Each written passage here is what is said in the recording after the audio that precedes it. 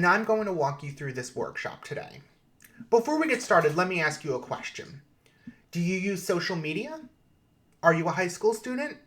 If you can answer yes to both of those questions, then this is the workshop for you.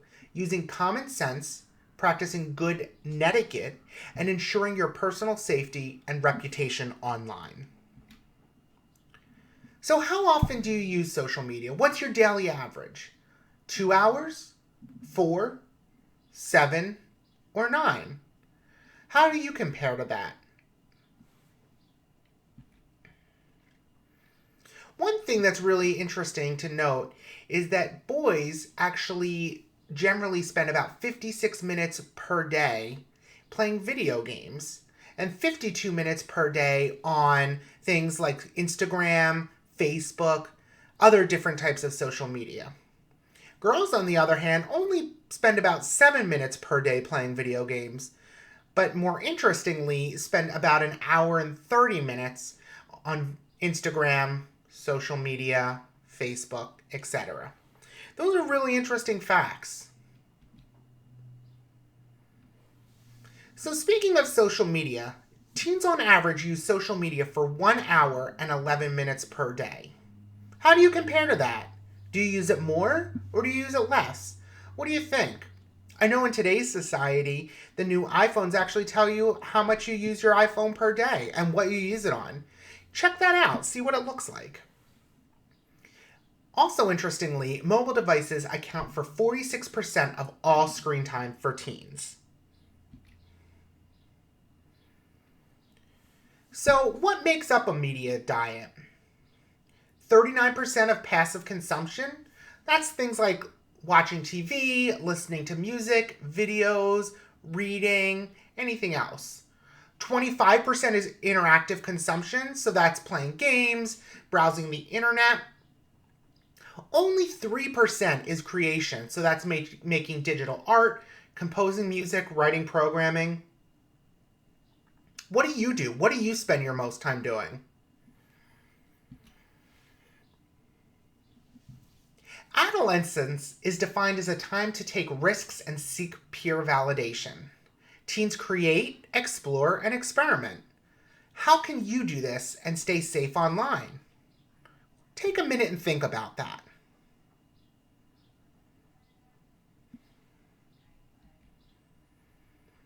One thing that's really important to note is that everything online is public and permanent. Even if you say you can delete something, it's still a footprint on the internet. And it's really important to think about that. That's one of the most important topics that we can talk about today. I want you to watch this short video about broadcasting something on the internet.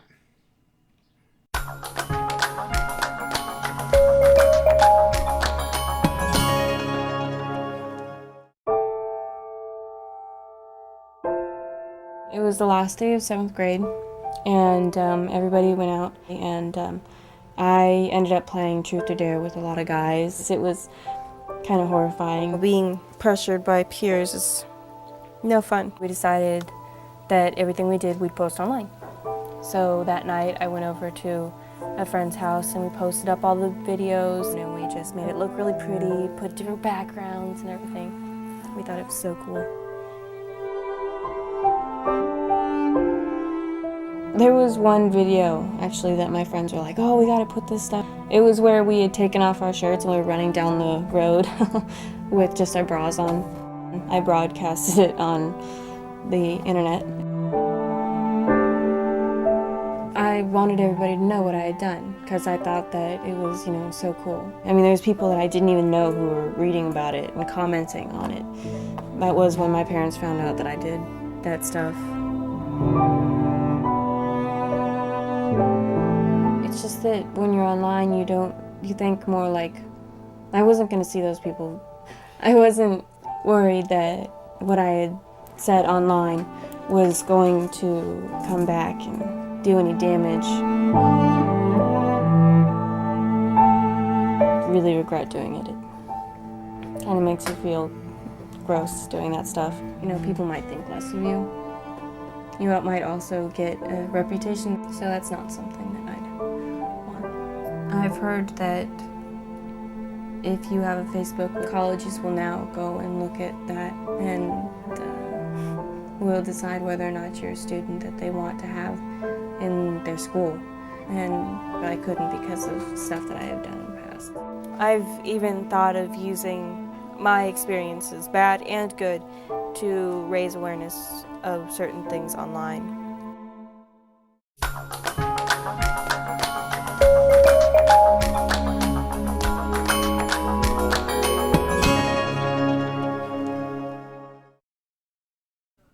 So what did you think of that video? The risks and benefits of sharing information online and oversharing of personal and/or inappropriate information is one of the biggest things that teens do when it comes to social media. What do you do? Do you overshare? Do you undershare? What about your friends? Think about what you read online, the social media that you read. Once you take another second and watch this other video about Ava.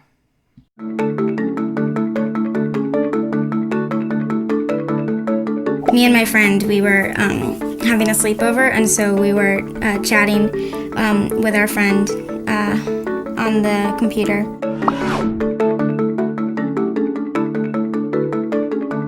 We're talking about personal stuff and things, because we didn't think that anyone else would see, because it's on our email. We have a password, right, so no one can see. And we said some inappropriate things. And then her dad, he was on her email, and he came upon the chat that we were on. And then he emailed the chat that we had to my mom.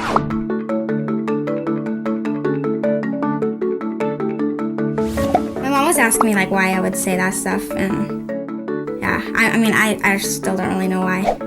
I probably wouldn't say that in person because it's inappropriate, and I knew that. If you're talking to someone in person, you're, face to face, and then you're actually having a real conversation. It's easier to experiment online.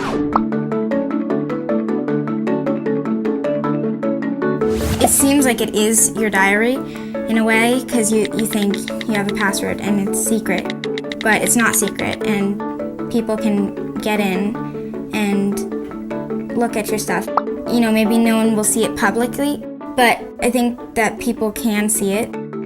I don't think it actually goes away forever. Stuff online is not private.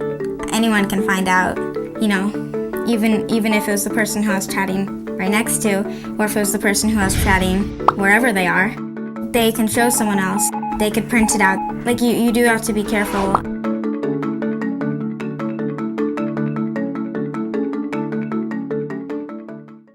What do you think of that one? There's a lot of things out there when it comes to bullying, like slanders, racial or sexual slurs, cyberbullying, and harassment. What's your thought on those? This last video is a video on feelings.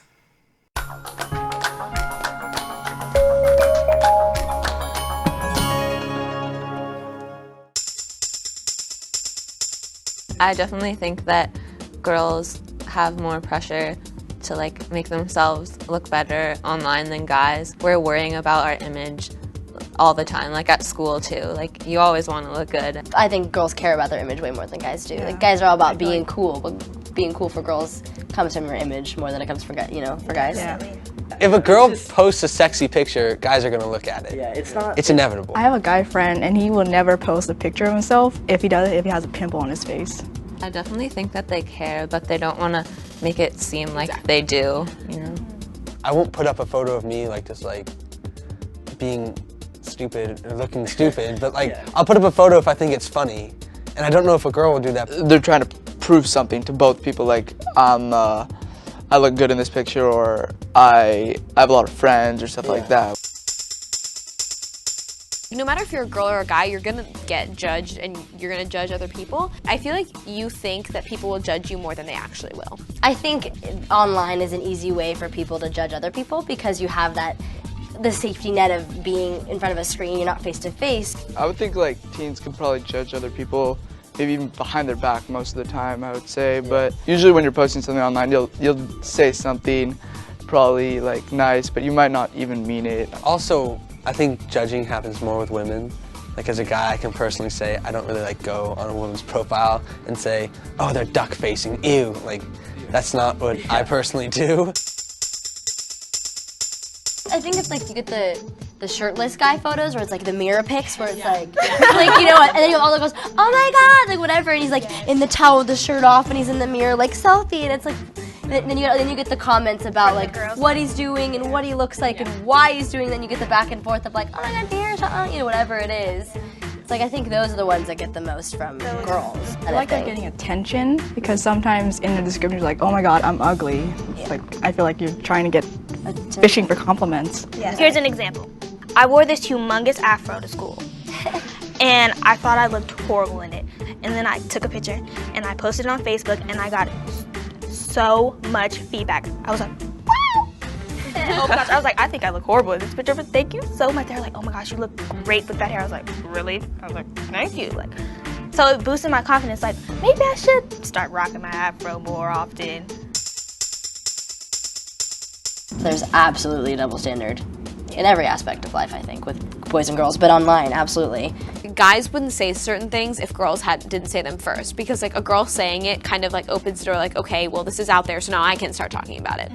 But like my personal feeling, if girls weren't so mean to each other, guys wouldn't be mean to girls as much. Some guys try to play the macho guy role, you know, without necessarily like posting pictures of themselves, like flexing their muscles or something, but at the same time like trying to act really cool. It's much more subtle, but it's still there. I wish everyone could not really care so much about what everyone else is doing. Like, why does it matter? You know, like, be who you want to be.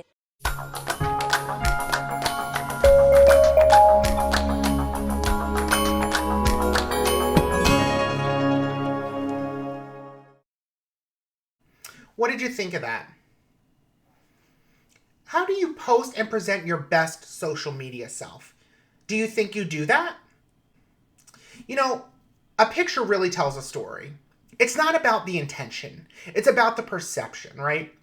So when you think about it, it doesn't matter what you post with a picture, especially in thinking about Instagram, Snapchat, other sorts of social media where maybe you can put a little blur, but you don't get to tell the whole story.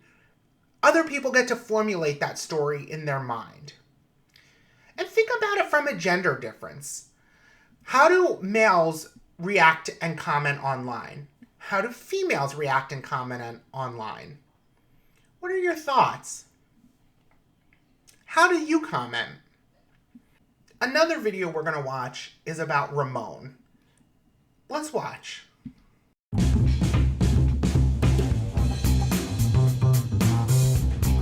I know a couple of people that seem different online than in person.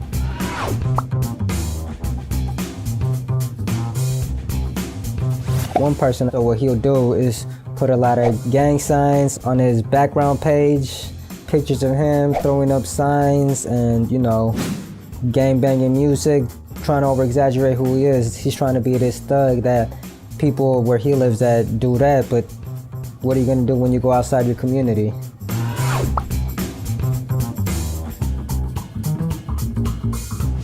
The reason I think they put out that image is to catch people's attention. It depends where you live at, what type of attention you want to get. If you live in a community where there's like a lot of athletes, you probably try to put an image of yourself being someone that's real athletic, you know. There's a lot of thugs, you're gonna try to be a thug, you know, to be like everybody else.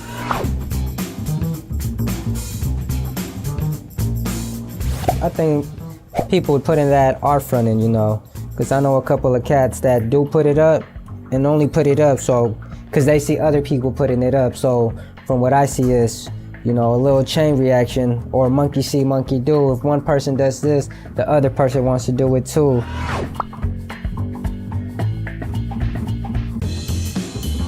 Sometimes what people say online tend to get violent in real life. Even though both of them know they don't really want to fight each other. They know they don't, but they can't back down now because now they got a whole crowd that knows they're gonna fight. And if they don't fight, you know, people are gonna be criticizing them because on the streets, people think like you gotta be real with everything you do, say, or every little detail part of you, down to the smallest particle of cell, it has to be true, real, it can't be fake.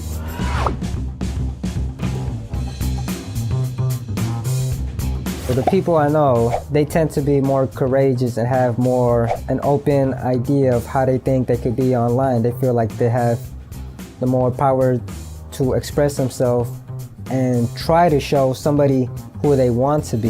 This one cat I know, he'll put up that he was 6'3" when he was 5'8". He put he was athletic and muscular, and the guy was not muscular, man. Instead of going out working out at the gym, he was going working out at a buffet table.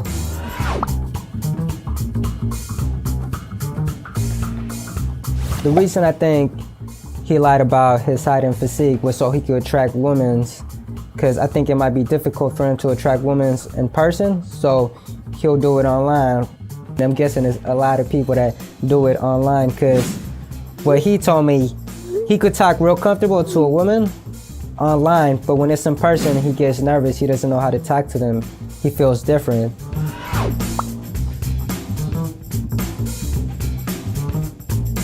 I think it does give them more freedom and more like power to do a lot. It shows they're more courageous with what they're doing, but really, I think they should just, if that's not who they are, in my opinion, I don't think they should be doing it to begin, because it's gonna, in the end, it's gonna come back outside to the real world, and people are gonna see it, and people in the real world are gonna say, that's not what you do.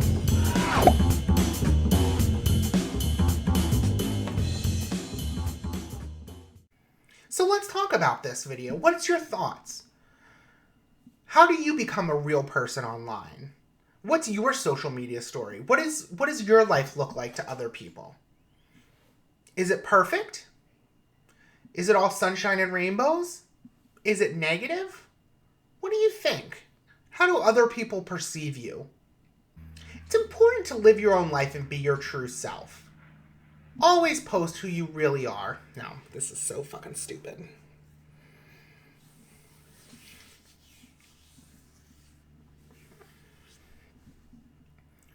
Always live your own life. Be your true self. It's easy to show the best of us online, but especially in times like these where we know we're all going through a lot. Show who you really are. Show your true self. And build a positive network and online community. It's really important to stay positive by talking with other positive people. I want you to think about your 500 friends on Instagram, Snapchat, Twitter, Facebook, etc. How well do you know them? Do you follow people and ask people to follow you just to have a large social media presence? Or do you really know each and every one of the people that you're either friends with or are following or follow you? When you really think about it, a lot can come out of social media, like spreading rumors, cyberbullying, sexting, phishing, blogging, identity theft, and encountering predators online. And those things can all be tied together. Let's watch Allie's story and see her second thoughts on sexting.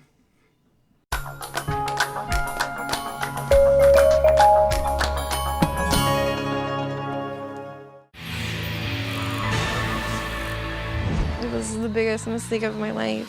19-year-old Allie is talking about sexting, and it's something you've probably been hearing a lot about lately. Sexting. Sexting.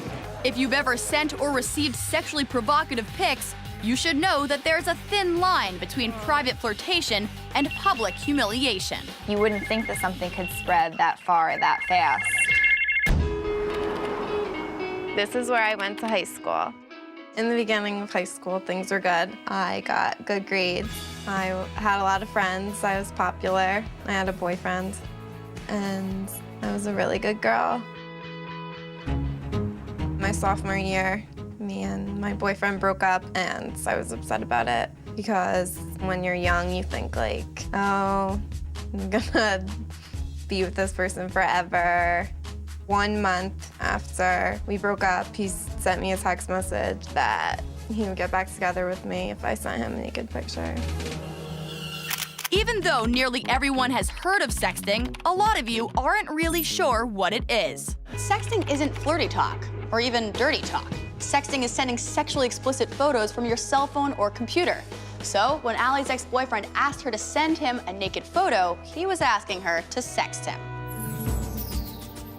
After the breakup, I was feeling rejected and extremely vulnerable. Having him ask me for the picture, it made me feel wanted again. Even though it was completely out of character for me, he just said it. The picture getting out never crossed my mind. Once Allie sent the photo to her ex-boyfriend, the ball was in his court. He could forward, delete, or keep the photo to himself. But 1 in 5 sext recipients say they forwarded the images on to someone else. The next day was a cheerleading competition at the high school. We were in the stands, and a kid was sitting behind us, and he pulled out his cell phone, and he was like, "Isn't this you in this picture?" And that's when we realized he ended up sending it to everybody in his contact list.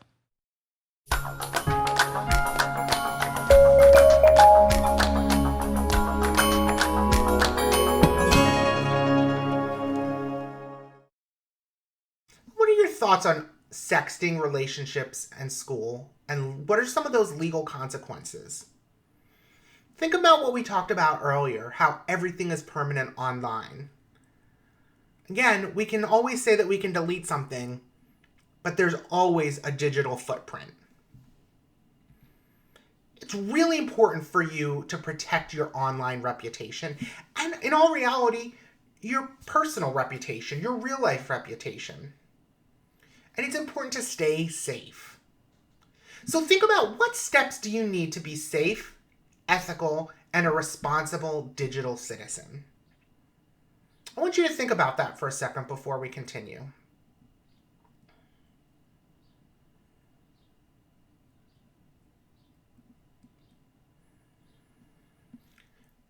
What do you think about, how can you be safe?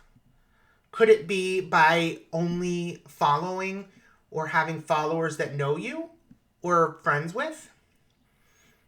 What about ethical? What's that? We talked about phishing a minute ago. Actually being your real self and not letting people think that you're someone else. And what about being a responsible digital citizen? What do you think about that? A responsible digital citizen is someone who treats the internet the way that the internet should be treated, and social media. It's not bullying people. It's not putting out false narratives. That's what it's really about. If you have any questions at all, you can certainly reach out and leave any comments on the YouTube page, and we certainly will keep a look at those and respond. Here are some of our resources. Thank you so much for your time and attention today. I really enjoyed our time together.